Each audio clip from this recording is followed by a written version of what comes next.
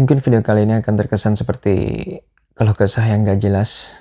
Ini karena memang suasana batinku yang belakangan ini sedang mengalami kegalauan hati dan pikirannya. Aku pikir di usia ini udah gak bakal ngalamin lagi kebingungan dan kegalauan seperti ini, ternyata aku salah. Dan selamat datang di cerita 30-an.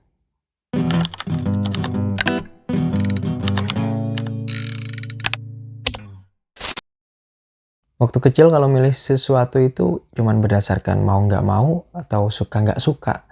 Kalau sekarang ini udah banyak faktor yang harus kita pikirkan, terutama dan yang paling besar itu tentu aja faktor keluarga.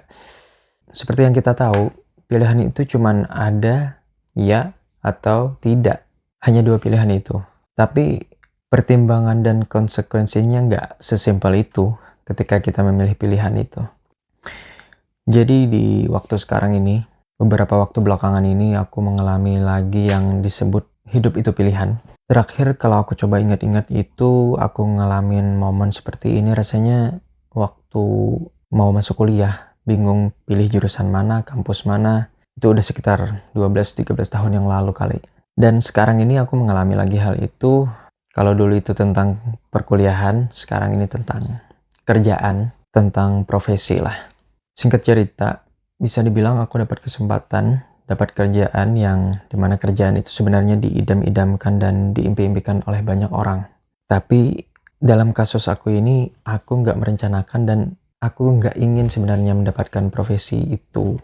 Seperti yang udah aku sampaikan di video sebelumnya bahwa pekerjaan aku saat ini adalah freelance graphic designer. Dimana kita tahu kalau freelance itu pendapatannya nggak stabil, tapi untuk saat ini menurutku alhamdulillah masih cukup lah untuk memenuhi kebutuhan bulanan anak dan istri gitu.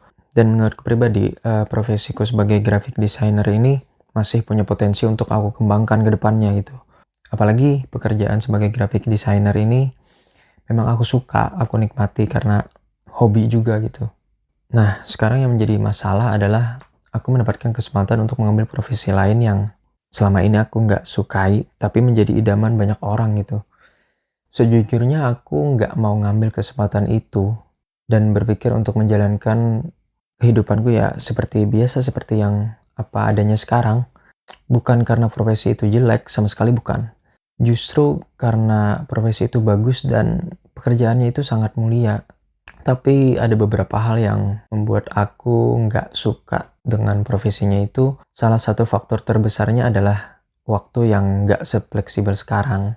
Artinya waktuku bersama anak, bersama istri dan keluarga itu akan pasti jauh berkurang. Tapi lagi-lagi karena profesi ini merupakan idaman banyak orang, impian banyak orang, termasuk juga harapan orang tuaku, mertuaku, istriku. Pada akhirnya aku harus mengambil sesuatu yang sampai saat ini aku ngerasa nggak suka gitu. Setidaknya sampai saat video ini dibuat, aku masih berpikiran dan punya perasaan bahwa mungkin lebih baik kalau aku nggak ngambil kesempatan itu. Tapi setelah beberapa waktu aku coba berpikir dan berusaha menerima dan mencoba untuk berprasangka baik, aku pikir mungkin ini adalah jalan yang diberikan Tuhan untuk aku melihat sesuatu yang lebih besar. Sesuatu yang selama ini mungkin nggak aku lihat di profesiku yang sekarang ini.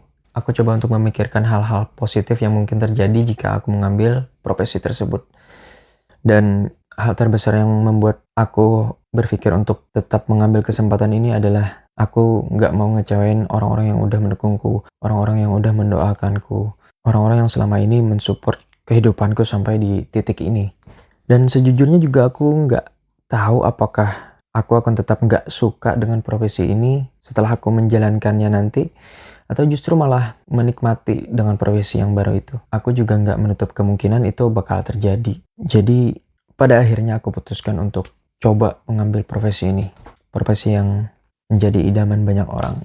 Ya di titik ini aku coba menyadarkan diriku bahwa tidak semua pilihan itu menyenangkan, tidak semua pilihan itu bisa memuaskan diri kita, nggak semua pilihan itu sesuai dengan keinginan dan apa yang kita rencanakan. Saat berada di fase ini ya aku juga harus sadar pilihan itu nggak lagi semata-mata karena faktor suka nggak suka atau mau nggak mau, tapi juga faktor kehidupan-kehidupan lain yang terkoneksi dengan pilihan kita. Ya, maksudnya berkaitan dengan orang-orang yang berharga bagi kita lah. Anak, istri, orang tua. Kekuatan doa wanita-wanita ini nggak bisa kita anggap remeh memang.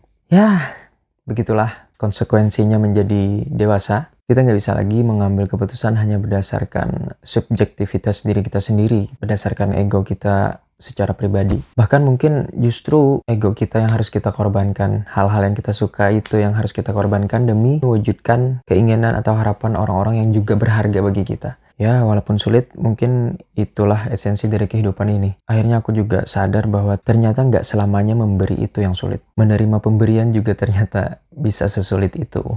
Oke, kayaknya udah ya. Semoga video ini nggak disalahpahami sebagai sebuah kesombongan.